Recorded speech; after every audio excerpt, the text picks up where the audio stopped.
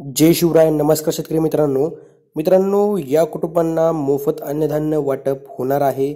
10 kilo गहू व 10 kilo तांदूळ प्रति कुटुंब तुम्हाला मिळणार आहेत. त्याबद्दल नवीन GR देखील प्रसिद्ध करण्यात आलेला आहे. तर ते कुटुंब कोणते त्याबद्दल सविस्तर माहिती या व्हिडिओच्या माध्यमातून आपण जाणून घेणार आहोत. व्हिडिओ न स्किप करता शेवटपर्यंत पहा. व्हिडिओला लाईक करा, चॅनलला सबस्क्राईब करा. चला व्हिडिओ सुरू करूया.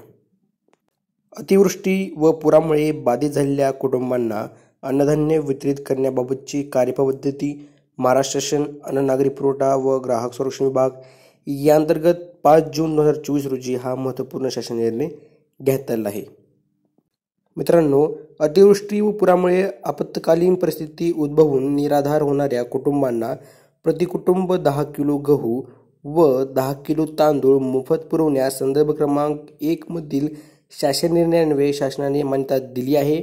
अतिवृष्टी व पूर यासारख्या आपत्कालीन परिस्थितीत अतिवृष्टी व पुरामुळे बाधित झालेल्या कुटुंबांना अन्नधान्य कशाप्रकारे वितरित करावे, अन्नधान्याकरिता आवश्यक असलेल्या निधी महसूल विभागाकडून कोणत्या दराने प्राप्त करून घ्याव्या याबाबतची कार्यपद्धती सर्व संबंधितांना कळवण्याच्या अनुषंगाने पुढील सूचना देण्यात येत आहेत. तर मित्रांनो, याबद्दलचं शासन परिपत्रक इथे देण्यात आलेलं आहे. कशा प्रकारे काम होणार आहे ते देखील ते सांगण्यात आलेले आहेत. अतिवृष्टी व पुरामुळे बाधित झालेल्या कुटुंबांना अन्नधान्य वितरित करणे व सदर अन्नधान्यांची प्रतिपूर्ती केंद्र शासनाकडून करून घेणे याकरिता पुढीलप्रमाणे कार्यपद्धती अवलंबण्यात यावे असे इथे सांगण्यात आलेले आहेत. महसूल विभागाच्या दिनांक 8/3/2019च्या शासन निर्णयातील तरतुदीनुसार अतिवृष्टी व पूर परिस्थिती निर्माण झाल्याचे संबंधित जिल्हाधिकारी यांनी जाहीर करावे. घोषणापत्र अधिसूचना निर्गमित करावी. जिल्हा पुरवठा अधिकारी, अन्नधान्य वितरित अधिकारी, उपनियंत्रक यांनी जिल्हास्तरावरील महसूल विभागाकडून अतिवृष्टी पुरामुळे बाधित झालेल्या कुटुंबांची संख्या, त्यांना आवश्यक असणारे गहू व तांदळाचे प्रमाण, बाधित कुटुंबांची यादी, बाधित झालेल्या एकूण व्यक्तींपैकी राष्ट्रीय सुरक्षा योजनेतील लाभार्थी व लाभार्थ्यांची संख्या इत्यादी आवश्यक बाबी प्राप्त करून घ्याव्यात. पुन्हा मित्रांनो, सदर अन्नधान्यांचे वाटप जिल्हा पुरवठा अधिकारी, अन्नधान्य वितरण अधिकारी, उपनियंत्रक यांनी त्यांच्याकडे लक्ष्य निर्धारित सार्वजनिक वितरण व्यवस्थेअंतर्गत शिल्लक असलेल्या अन्नधान्यामधून तात्काळ करावे.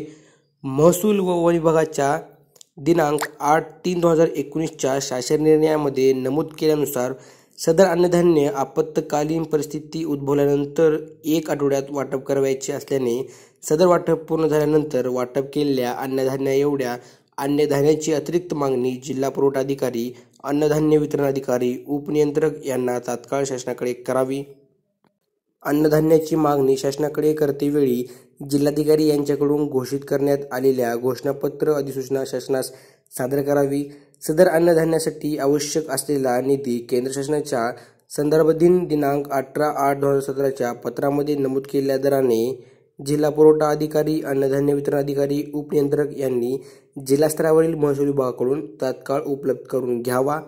राज्य शासनाकडून केंद्र शासनाकडे सदर अन्नधान्याची मागणी केल्यानंतर व त्या अन्नधान्यास केंद्र शासनाची मंजुरी प्राप्त झाल्यानंतर त्या मंजुरी आदेशाच्या आधारे जिल्हा पुरवठा अधिकारी, अन्नधान्य वितरण अधिकारी, उपनियंत्रक यांनी भारतीय अन्न महामंडळाकडे प्रचलितने रक्कमा जमा करून अन्नधान्याची उचल करून अतिवृष्टी पूर परिस्थितीमध्ये वाटप केलेल्या अन्नधान्यांचे समायोजन करावे.